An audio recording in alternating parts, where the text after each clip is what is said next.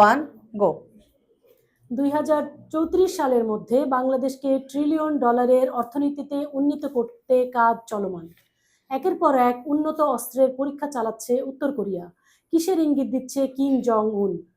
MLS-এ নতুন তারকা খোঁজ। নেইমার জুনিয়রকে দলে ভেড়াতে আগ্রহী FC সিনসিনাতি। ইরান ও যুক্তরাষ্ট্র পড়বেন ইন্টারন্যাশনালটা।